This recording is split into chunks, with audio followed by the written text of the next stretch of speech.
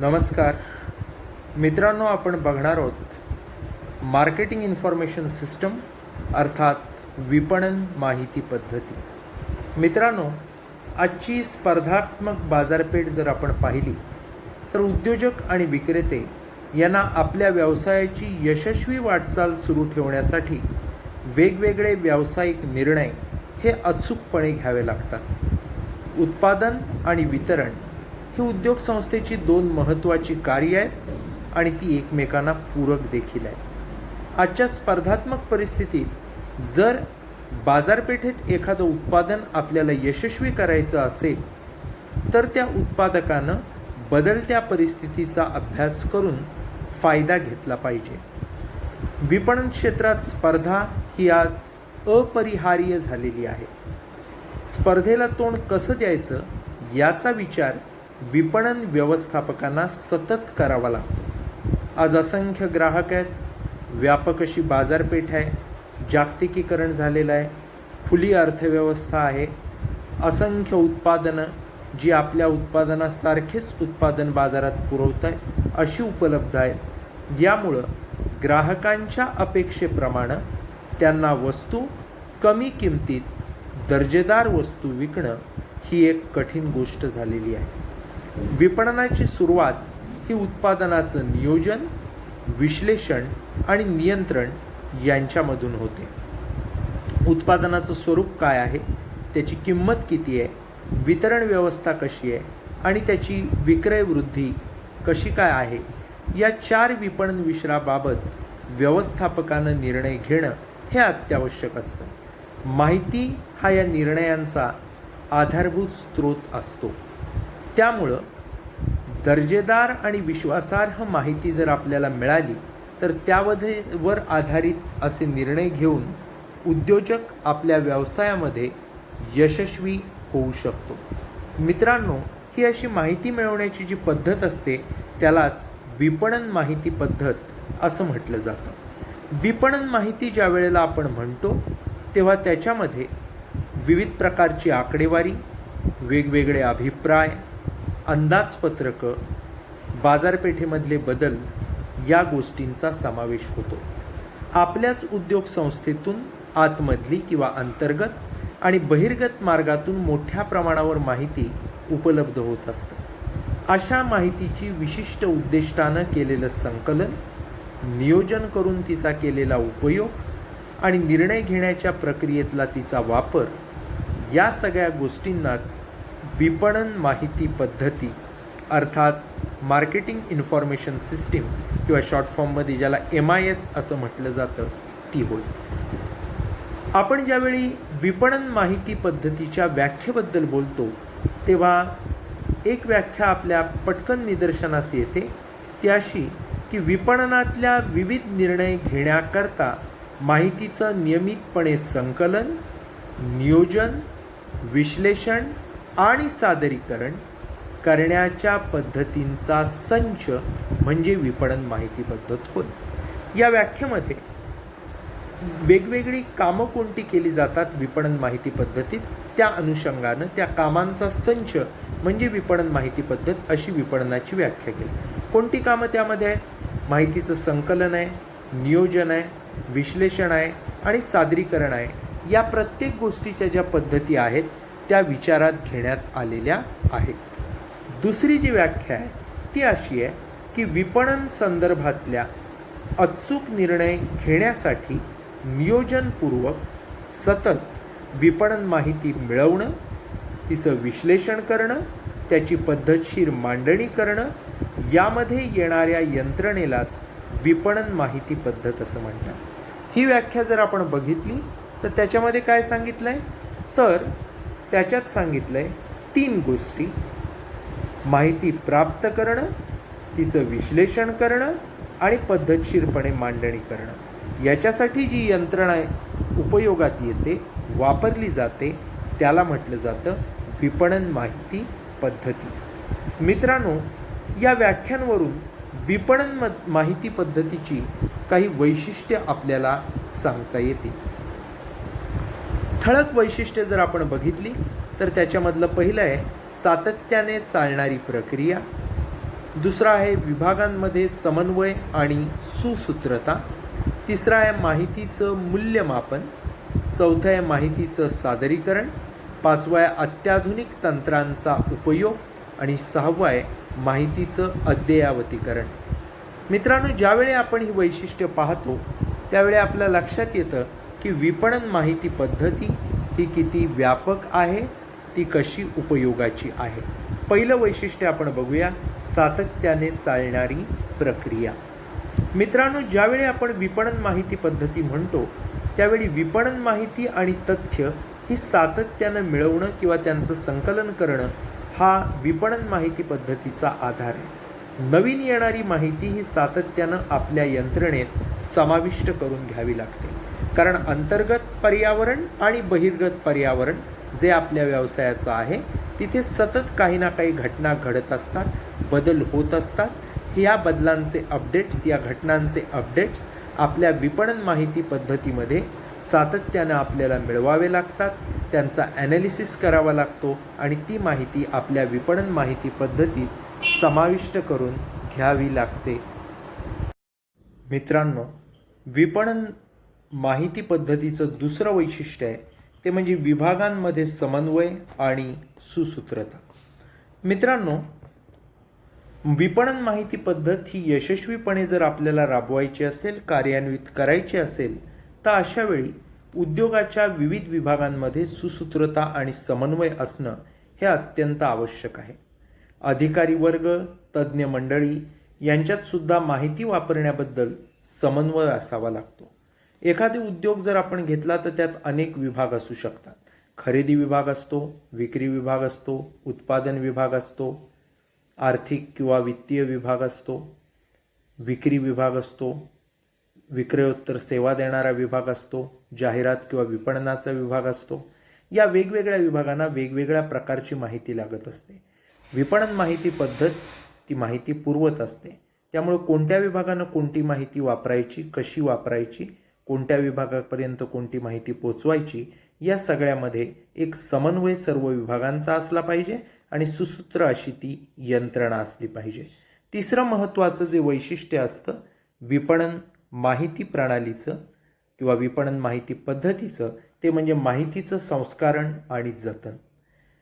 माहितीची प्राथमिक चाचणी, वर्गीकरण, सांकेतीकरण, सारणीकरण अशा वेगवेगळ्या क्रिया माहितीवरती करून अभ्यासाकरता ती उपलब्ध करून दिली जाते. यालाच माहितीचं संस्कारण असं म्हटलं जातं. संस्कारण केलेल्या विपणन माहितीचं विश्लेषण करून त्यावर आधारित निष्कर्ष काढणं शक्य होतं. मिळवलेली तथ्य किंवा माहिती ही वेगवेगळ्या माध्यमातून जतन केली जाते. जसं की फाईल्स असतील, चित्रफिती असतील, संगणक असतील, CD असतील, यांचा वापर करून ती माहिती जतन केली जाते. अत्याधुनिक साधनं जर आपण वापरली तर माहितीचं जतन करणं सोपं जातं आणि जास्त काळापर्यंत कमी खर्चात ती माहिती साठवून ठेवता येते. मित्रांनो, माहितीवर वेगवेगळं संस्कारण केलं तर आपल्याला ती माहिती वापरणं सोपं जातं, अचूक रिझल्ट्स आपल्याला मिळू शकतात. त्याचप्रमाणे माहितीचं जर आपण जतन करून ठेवलं तर त्या माध्यमातून भविष्यात ती माहिती आपण वापरू शकतो. योग्य वेळी योग्य प्रकारची माहिती चटकन जर आपल्याला सापडली तर त्याचा वापर करून कोणताही निर्णय घेणं हे आपल्याला सहज शक्य होतं. त्यामुळे योग्य वेळी योग्य माहिती योग्य प्रकारे आपण मिळवली पाहिजे, त्याचं योग्य संस्कारण केलं पाहिजे आणि चांगल्या प्रकारे जतन करून ठेवली पाहिजे. असं जर आपण केलं तर निर्णय घेण्यासाठी आपल्याला योग्य वेळी योग्य प्रकारची माहिती योग्य प्रमाणात उपलब्ध होऊ शकते आणि त्यावर आधारित आपण घेतलेल्या निर्णयातून आपल्या व्यवसायाला मोठ्या प्रमाणावर लाभ देखील होऊ शकतात. यानंतरचं असतं ते म्हणजे माहितीचं मूल्यमापन. विपणन माहितीची विश्वासार्हता आणि अचूकता पडताळणं यालाच म्हणतात माहितीचं मूल्यमापन करणं. माहितीच्या मूल्यमापनात दोन गोष्टी आहेत की माहिती विश्वासार्ह आहे किंवा नाही आणि अचूक आहे किंवा नाही. मित्रांनो, विपणन माहिती पद्धत ही कार्यक्षम आणि विश्वासार्ह जर करायची असेल तर माहितीचं मूल्यमापन हे करणं अत्यंत आवश्यक असतं. आपण वेगवेगळ्या मार्गाने वेगवेगळ्या प्रकारची माहिती संकलित करत असतो, पण आपण संकलित केलेली माहिती ही योग्य प्रकारची आहे किंवा नाही हे पाहणं अत्यंत गरजेचं असतं. ते जर आपण योग्य प्रकारे पाहिलं तर त्या माध्यमातून त्या माहितीचं योग्य प्रकारे मूल्यमापन करणं आपल्याला शक्य होतं. यानंतर असतं ते म्हणजे माहितीचं सादरीकरण. विपणन व्यवस्थापकांना किंवा अधिकाऱ्यांना निर्णय घेण्यासाठी आवश्यक त्या वेळेला माहिती पुरवण्याचं काम विपणन माहिती यंत्रणा करते. त्यामुळे व्यवस्थापकांना जलद आणि अचूक निर्णय घेणं हे शक्य होतं. एखाद्या व्यवस्थापकाला जेव्हा एखादा निर्णय घ्यायचा असतो तेव्हा त्याला विशिष्ट प्रकारची माहिती हवी असते. ती माहिती त्याला मागता क्षणीच आणि अचूक स्वरूपात मिळाली पाहिजे. यालाच म्हणायचं माहितीचं सादरीकरण करणं. समजा आपल्याला विक्रीविषयक एखादा निर्णय घ्यायचा आहे. अशा वेळी गेल्या 10 वर्षात ती वेगवेगळ्या कॉम्पिटिटिव्ह ऑर्गनायझेशनची विक्रीविषयक माहिती आपण समजा संकलित केलेली असेल, त्याचा एक कंपॅरेटिव्ह चार्ट मांडलेला असेल आणि ज्या स्वरूपात पाहिजे त्या स्वरूपात तो आपण काही मिनिटात, काही सेकंदात, काही तासात त्याला उपलब्ध करून दिला. तो जर अचूक असेल, त्यातले ट्रेंड्स जर त्याला योग्य प्रकारे वापरता आले तर त्यातून आपला विक्रीविषयक चांगलं धोरण अस्तित्वात येऊ शकेल आणि त्याचा वापर करून आपल्या उद्योगाची, व्यवसायाची विक्री वाढू शकेल.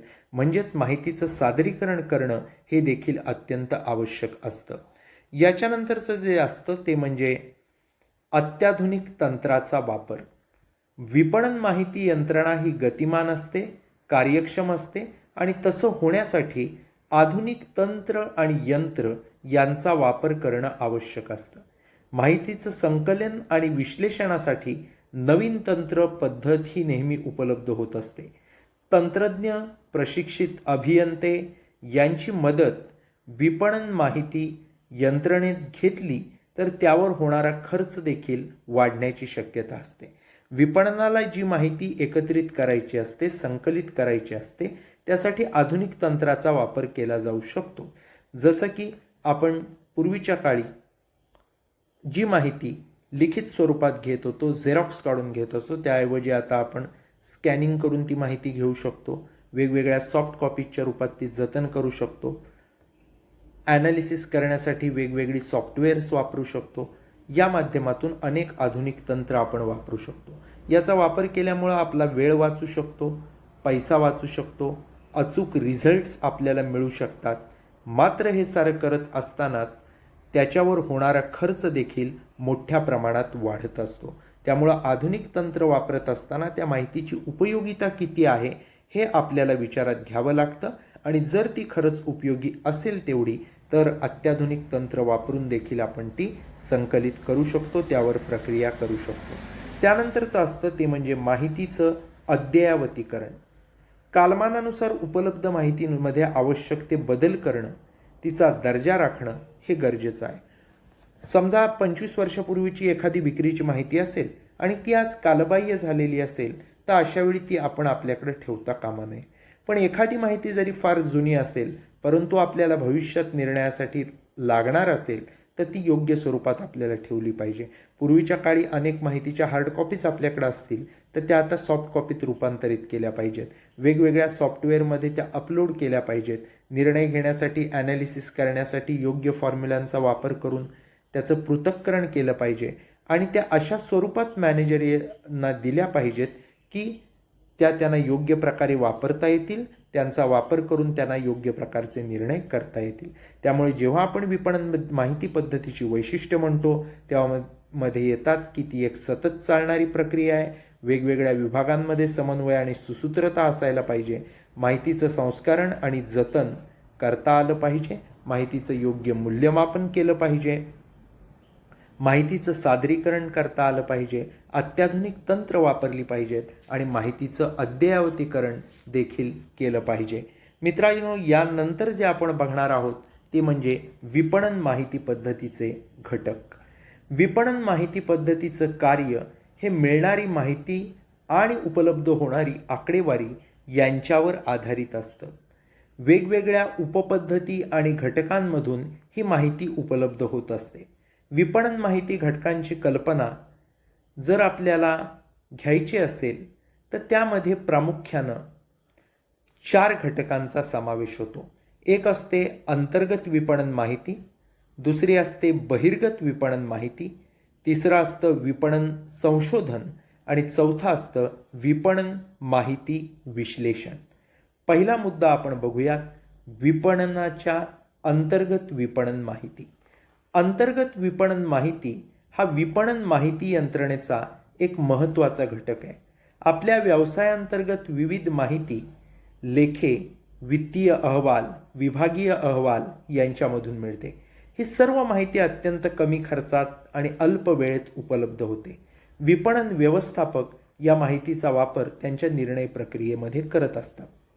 अंतर्गत विपणन माहिती ही आपल्याच ऑर्गनायझेशनची असते आणि पूर्वीच्या काळापासून आजपर्यंत ऑर्गनायझेशन सुरू झाल्यापासून किंवा गेल्या ठराविक वर्षांचे हे रिपोर्ट्स असतील किंवा लेखे असतील किंवा अहवाल असतील, हे जतन करून ठेवलेले असतात.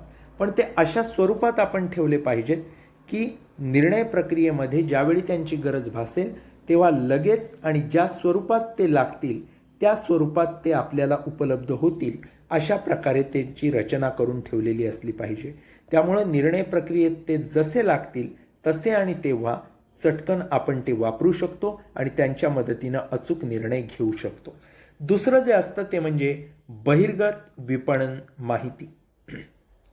विपणन माहिती यंत्रणेचा महत्त्वाचा दुसरा घटक म्हणजे बहिर्गत विपणन माहिती, ज्याला इंग्रजीत मार्केट इंटेलिजन्स असं म्हटलं जातं. या घटकाकडून बदलतं विपणन पर्यावरण आणि बाजारपेठेतली जी सद्यस्थिती आहे याची माहिती मिळते. ही माहिती आपल्याला वेगवेगळ्या स्रोतांमधून मिळवावी लागते. मग जनगणनेचा अहवाल असेल, व्यापारी मासिकं असतील, शासकीय प्रकाशनं असतील, ह्या वेगवेगळ्या बहिर्गत स्रोतांमधून मोठ्या प्रमाणावर ही माहिती मिळू शकते. आता ही बहिर्गत माहिती आपल्याला का लागते?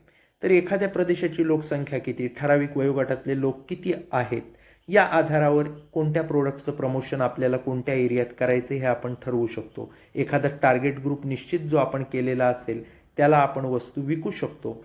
उदाहरणच द्यायचं झालं तर आपण जर एखादा टी शर्ट किंवा जीन्स पॅन्ट डेव्हलप केले असतील आणि जो यंग एज ग्रुप आहे तो आपला टार्गेट ग्रुप नक्कीच असणार आहे, अशावेळी त्या ठराविक एरियात यंग एज ग्रुपमधले किती लोक आहेत हे आपल्याला जनगणना अहवालातून कळू शकतं. त्याचप्रमाणे व्यापारी मासिकांमधून आपले कॉम्पिटिटर नक्की कोण आहेत, आपल्यासारखीच उत्पादनं कोणाची आहेत, ते कोणत्या स्ट्रॅटेजीज राबवतात हे आपल्याला कळू शकतं. शासकीय प्रकाशनांमधून वेगवेगळे नियम काय आहेत, अटी कोणत्या आहेत, याची माहिती आपल्याला मिळू शकते. ही सगळ्या गोष्टी बहिर्गत विपणन माहितीत येतात आणि याचा वापर हा आपल्याला ज्यावेळी निर्णय करायचा असतो अशा वेळी आपण करू शकतो. मित्रांनो, बहिर्गत माहितीचे जे सोर्स आहेत विपणनाच्या, त्यांचा वापर करून बाहेरच्या वातावरणात नक्की काय चाललंय, मग शासन काय म्हणतं, लोक काय म्हणतात, कॉम्पिटिटिव्ह बिझनेसेस काय म्हणतात, या सगळ्यांची माहिती किंवा ग्राहक काय म्हणतात याची माहिती आपल्यापर्यंत संकलित होऊ शकते आणि त्याचा वापर करून आपण आपल्या निर्णयांमध्ये करू शकतो आणि त्याच्या माध्यमातून चांगले निर्णय करून आपला व्यवसाय जास्त फायदा मिळवणारा, चांगल्या प्रकारे सामाजिक जबाबदारी पार पडणारा आणि चांगली प्रतिमा असणारा असा आपण घडवू शकतो. यानंतरचं असतं ते म्हणजे मार्केटिंग रिसर्च अर्थात विपणन संशोधन. उद्योग संस्थेत असलेला एखादा विपणन विषयक प्रश्न अभ्यासाकरता निवडला जातो. या प्रश्नासंदर्भात सविस्तर माहिती संकलित करून तिचं संस्करण, वर्गीकरण आणि सारणीकरण, विश्लेषण केलं जातं. त्या विश्लेषणाच्या आधारावर निष्कर्ष काढले जातात आणि संस्थेच्या विपणन प्रश्नावर उपाययोजना केल्या जातात. विपणन संशोधन आणि विपणन माहिती पद्धती हे दोघे एकमेकांना पूरक आहेत, एकमेकांशी संलग्न आहेत, पण ते एकमेकांना पर्याय ठरू शकत नाहीत. कारण विपणन माहिती पद्धतीमध्ये जी माहिती मिळवते ते निर्णय घेण्यासाठी उपयुक्त असते. पूर्ण ऑर्गनायझेशनला, पूर्ण व्यवसायाला ती उपयुक्त ठरते.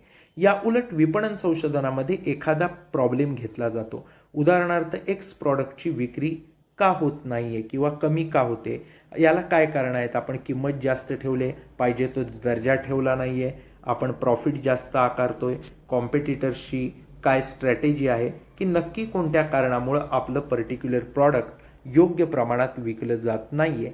या प्रॉब्लेमचा ज्यावेळी आपल्याला अभ्यास करायचा असतो अशा वेळी आपण वापरतो ते असतं विपणन संशोधन. ज्यावेळी आपल्याला तो प्रॉब्लेम सॉल्व करायचा असतो त्यावेळी या विपणन संशोधनाचा आपण वापर करतो. एकदा का आपला प्रॉब्लेम सॉल्व झाला की त्या ठिकाणी त्या प्रश्नापुरतंचं विपणन संशोधन संपतं. मात्र विपणन माहिती पद्धती याच्या उलट आहे. ही कायमस्वरूपी पद्धत आहे. व्यवसायाला वेगवेगळे निर्णय घेण्यासाठी जी अंतर्गत आणि बहिर्गत माहिती लागते ती सतत कलेक्ट करण्याचं काम, ॲनालिसिस करण्याचं काम चालू असतं. त्यानंतरचं जे शेवटचं असतं ते म्हणजे विपणन माहिती विश्लेषण, ज्याला म्हणतात मार्केटिंग इन्फॉर्मेशन ॲनालिसिस. वेगवेगळ्या स्रोतांमधून गोळा केलेली माहिती विश्लेषित करून त्याद्वारे निष्कर्ष काढायचे असतात. माहितीचं विश्लेषण करण्यासाठी वेगवेगळी तंत्र, वेगवेगळे तंत्रज्ञ यांचा वापर होतो. या माहिती विश्लेषणामुळं व्यवस्थापक चांगले निर्णय घेऊ शकतात.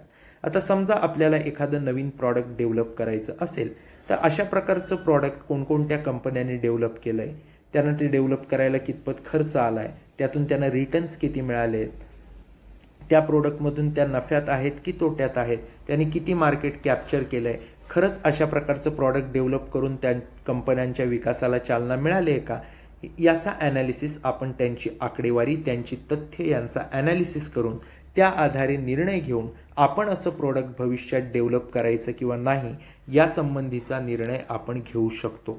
मित्रांनो, विपणन माहिती पद्धती ज्यावेळी आपण म्हणतो त्यावेळी त्याच्यात 4 घटक येतात जे आपण सविस्तर आत्ता बघितले. त्यामध्ये अंतर्गत विपणन माहिती आहे, बहिर्गत विपणन माहिती आहे, विपणन संशोधन आहे आणि विपणन माहिती विश्लेषण आहे. या लेक्चरमधून आपण विपणन माहिती पद्धत म्हणजे काय, त्याची व्याख्या काय आहे, विपणन माहिती पद्धतीची विविध वैशिष्ट्ये कोणती आहेत, त्याचप्रमाणे विपणन माहिती पद्धतीमध्ये कोणकोणत्या घटकांचा समावेश होतो या गोष्टींचा आढावा घेतलेला आहे. या ठिकाणी आपण थांबूयात. धन्यवाद.